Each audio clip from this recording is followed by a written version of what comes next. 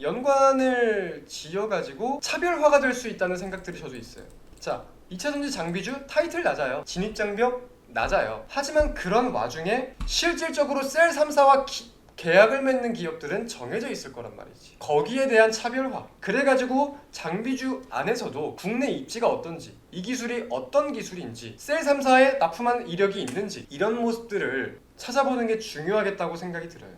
어제에 이어 오늘도 편안한 방송 잘 부탁드려요. 저 또한 잘 부탁드립니다, 시연님. 자, 그러면은 본격적으로 좀 방송을 진행을 해보도록 하겠습니다. 자, 애플, 아마존과 애플 두 개의 대형 기업이 실적 발표를 했습니다. 물론 시장의 화두는 당연히 애플이었을 거예요. 왜 애플로 갈 수밖에 없냐? 뭐 AI건 아이폰이건 이 모든 것들을 떠나서 애플의 시가총액이 거진 한화로 4천조예요. 4천조. 삼성전자가 대략 410조인가 그런데 애플 4천조. 전 세계의 대장주란 말이에요. 전 세계의 대장주. 그렇기에 이 애플의 실적 세계적으로 주목을 할 수밖에 없었습니다. 자, 근데 이 애플의 실적이 어떻게 공개가 되었냐? 사실 실적 자체는 어느 정도 긍정적으로 표기가 되기도 하였어요. 시장에서 기존적으로 전망하고 있던 매출과 주당 순이익이 얼마였냐면 원래는 816억 달러를 전망했었습니다. 그리고 주당 순이익은 1.19달러를 전망했었어요.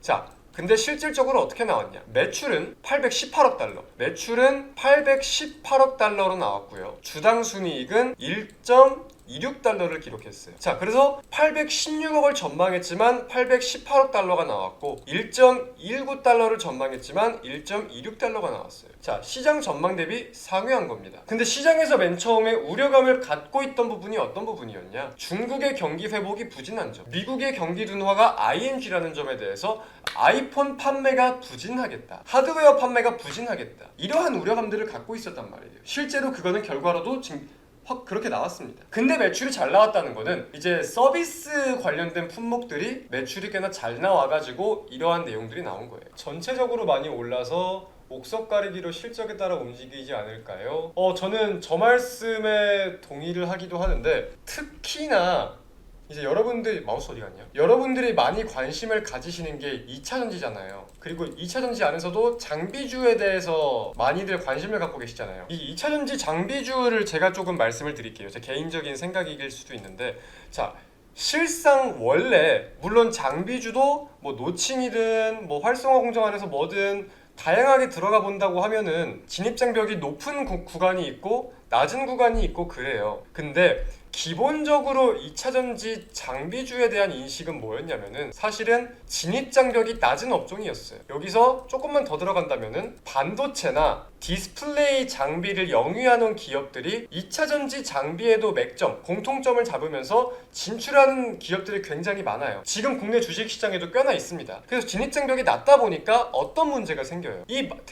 결국 셀 기업은 3개밖에 없어요, 한국에. 근데 장비 기업은 늘어난다는 거에서 경쟁력이 치열해집니다. 근데 진입장벽이 낮다는 거는 그렇게 높은 기술을 요하지 않는 분야가 있다는 거예요. 물론 아닌 분야도 있지만, 그죠? 그래서 거기에 대해서 이 장비주들이 뭘로 경쟁을 하기 시작하냐? 가격으로 경쟁을 하기 시작해요. 셀 기업 입장에서는 그럴 수도 있겠지만 결국 이 최저 입찰가라는 게 장비주들 입장에서는 굉장히 안 좋은 거겠죠. 수익성이 떨어지니까. 그쵸? 그래서 이 수익성이 떨어진다는 점에 대해서 장비주들에 대한 마진도 안 좋았을 거고, 그런 와중에 코로나, 경기 둔화로 인해서 글로벌 셀 기업들의 투자가 좀 위축되는 모습들이 보이니까 그동안은 장비주들이 사실 크게 부각을 받는 모습은 아니었어. 자, 근데 올해 하반기 뭐 하나기술, 코인테크, DENT 다양한 장비주들이 올해부터 해가지고 굉장히 주식시장에서 부각을 보이고 있습니다. 일단 첫 번째로는 다양한 요인들이 있겠지만 시장에서 그동안 소외가 됐었어요. 소외가 됐었기 때문에 거기에 따른 매물들이 유입이 되고 있는 것도 맞겠죠. 근데 우리가 함께 살펴볼 수 있는 요인이 뭐가 있는 거냐? 블루오벌, 얼티엄셀즈 등 이런 식으로 합작회사를 만들면서 점차 투자를 공격적으로 확장시키는 모습들이 보여요. 자, 투자를 확장시킨다는 거는 뭐예요? 결국 공장을 크게 만들겠다는 거고 그 안에 다양한 많은 장비를 갖다 두겠다는 거예요. 더 많이 배터리를 생산하기 위해서. 그쵸? 그러려면은 어떻게 돼야 돼요? 많은 장비가 들어와야 되고 국내 장비사들이 보다 납품을 많이 하게 되겠죠. 이러한 전망과 기대감이 지금 있는 상황이다 라고 좀 말씀을 드릴 수가 있을 것 같습니다. 근데 그런 와중에 장비주는 기존적으로도 상승을 할 때 테마가 전반적으로 상승을 하던 테마는 아니었어요. 최근 들어서는 그런 움직임이 보이기도 하지만 원래는 그렇지 않았어요. 그래서 이런 것들도 함께 따져보고 그런 국내 입지가 어떤지, 이 기술이 어떤 기술인지, 셀 3사에 납품한 이력이 있는지 이런 모습들을 찾아보는 게 중요하겠다고 생각이 들어요. 이해가 좀 되십니까? 초전도체 투자 가능성이 있다고 생각하시나요? 지금은 그걸 알 수가 없다는 거죠. 제가 말씀드리는 거는 이게 너무나 좋은 것도 알겠고 내가 이 분야의 전공자예요. 내가 이 분야의 전공자라서 초전도체가 되면은 정말 엄청날 거라는 걸 알아. 안다고 하더라도 지금 투자랑은 그거는 별개라는 거죠. 결론적으로 이 초전도체가 인정이 돼야 되고 인정이 된 이후에 어떻게 활용을 할지, 어떤 기업이 이걸 활용을 할지를 우리가 알아야 되잖아요. 투자를 왜 해요? 이 기업이 지금보다 미래에 돈을 더 잘 벌 거라고 생각을 해서 투자를 하는 거예요.